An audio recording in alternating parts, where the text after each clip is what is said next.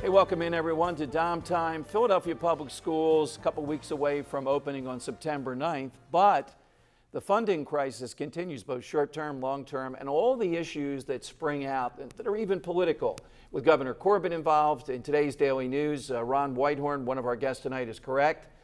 Denny O'Brien, former Speaker of the House, who's a Republican, blamed Governor Corbett, blamed the state for lack of funding. I see it differently, and Brian C. Greenberg, our financial expert, I think does too. Brian, so with Philadelphia Public Schools, what's your sense of what's going on when it's $2.9 billion? You hear what Ron says, which is you have the charters sucking off a lot of this. They have to pay them. I think it's $680 million that goes to that enterprise. And then you have all these mandates, and then you have these kids with all kinds of problems, in my view, because their parents don't do too much with them. That's where the money goes. Does that make sense to you? It's a cesspool, to be frank. It's money being poured in without accountability, without any type of supervision that's proper to really see how the money's being spent. So all we say is we have these dollars, and where does it go? Well, the bottom line, the system isn't working. You know, and we're in a very vibrant sports town. We just got rid of our two best coaches in baseball and football. Three, right. All three. Three out of four. Yeah, right. The other guys don't walk in the plank, maybe, with the Flyers. Yeah. I mean, but we have shown zero tolerance for failure. Right. And yet we allow this system to continue year in and year out without just this waste.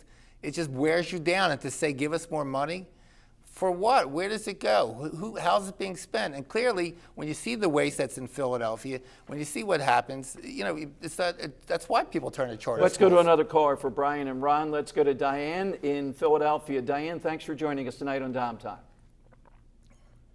Yeah, I was calling with a question for Mr. Whitehorn. Yes.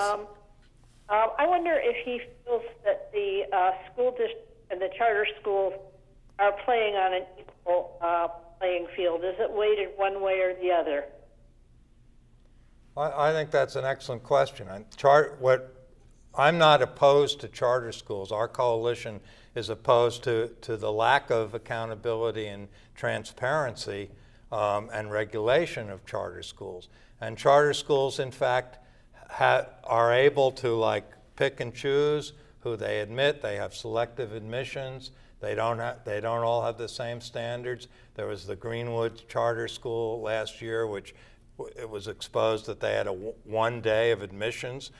You had to go to a country club in Lower Marion in order to get a admissions application. It's well known that charter schools cherry pick in terms of the children who aren't doing well. They have lower proportions of ELL and special education students. They exit students who are difficult challenges. That sounds like competition to me. Well, that's not public schools can't do that. They should be able to. Well, we used to have discipline schools. But the whole idea is to educate all children. Yeah, right? and if you were a bad kid, I don't know if you would use that verb. You were sent to Boone. You were sent to these discipline schools. Well, now they're merged into. Now they're mainstream. That's the buzzword. They're all mainstream, and you have these disrupted kids in all levels of schooling, and therefore it hurts. That's the problem. Public schools have failed the parent and the student by providing an atmosphere where kids can't get an education. That's the bottom line. I mean, Brian, we were talking earlier in the lobby about what goes on in schools, the emphasis on standardized testing, the lack of creativity in instruction, the kinds of conditions in the school lead to kids acting out and dropping out and getting bored and so forth. We need to develop engaging curriculum. We need to give teachers But the same people created the problem? Well, no. I mean, I'm not an apologist for the status quo. In fact, I think if you want to talk accountability, I think we ought to get rid of the School Reform Commission and have an elected school board that's accountable. I'm in agreement with that. We found an area of agreement with Ron. To the city of Philadelphia. We're flat out of time, Ron. Thanks for joining us tonight, taking the crossfire here. And Brian, thank you for joining us. All right, why my observations on the 50th anniversary of Dr. King's iconic speech. That's straight ahead on Dom Time.